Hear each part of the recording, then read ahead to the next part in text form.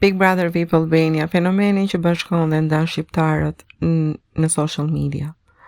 Gjithmonë është shitur si eksperiment social, por në të vërtetë është një provë se sa lehtë manipulohet publiku.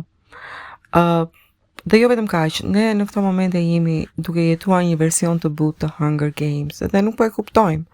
Dhe kush është fituesi nuk është banori, nuk është publiku, por është media. Çfarë dua të them unë me këtë? Gjithmonë është shitur si eksperiment social, izolimi, kamera, njerëz të zakonshëm apo vipa në presion, por që të arrish të krijosh një eksperiment të duhet neutraliteti.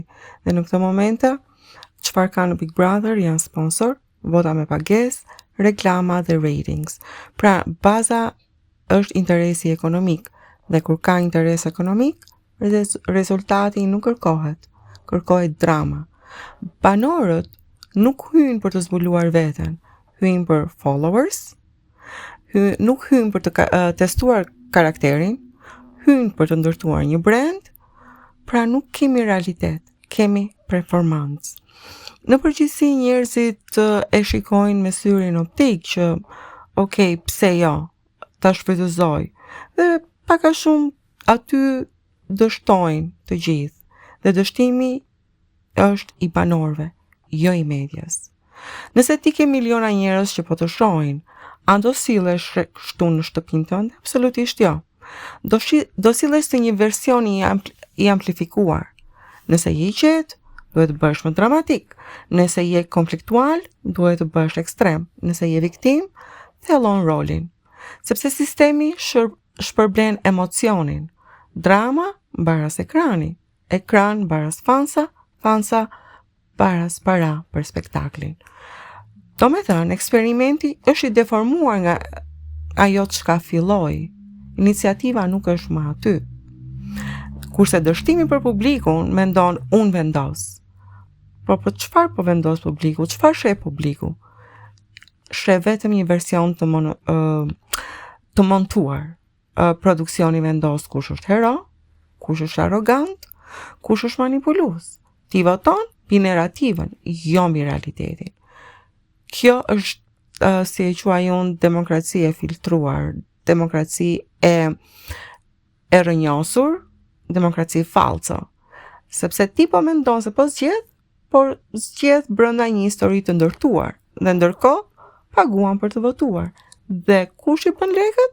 I bën lekët media, produksioni, së bashku me në rastin ton Vodafone. Pse po e krahasoj me Hunger Games? Është shumë e thjeshtë.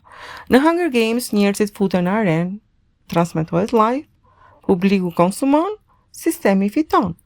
Kurse në Big Brother njerëzit futen në shtëpi, transmetohen live, publiku konsumon, media fiton. Kush është diferenca? Në Hunger Games kemi vdekje fizike, kurse në Big Brother akoma dhe më keq kemi një vdekje të reputacionit, të karakterit, të emrit tënd.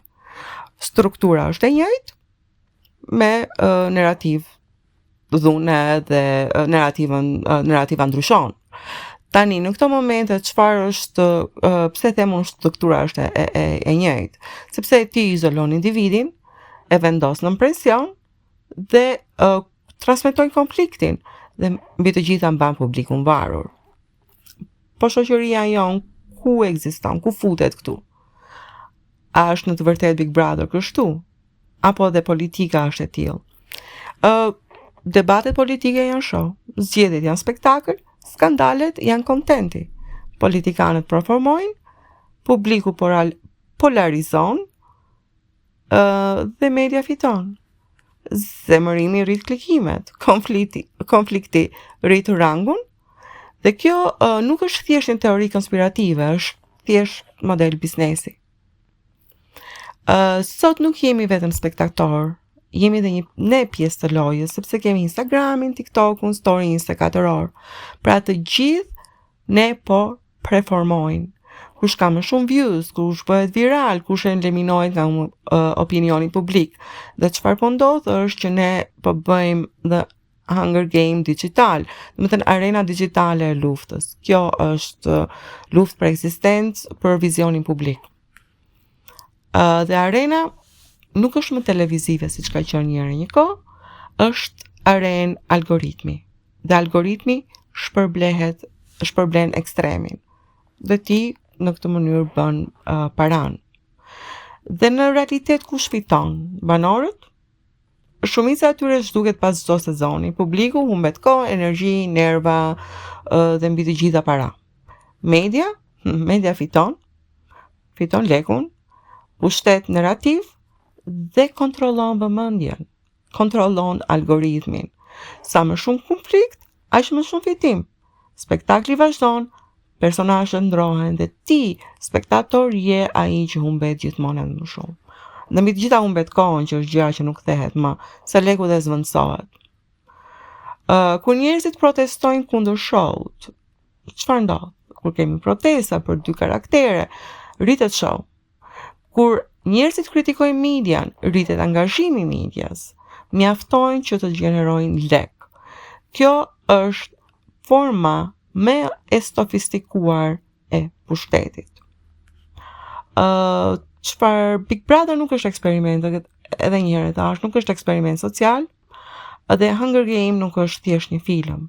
Shoqëria moderne është arenë e butë ku spektakli është norm, ekspozimi është kapital, konflikti është biznes. Dhe thjesht pyetja lind, a je ti duke parë një lojë apo je pjesë e saj?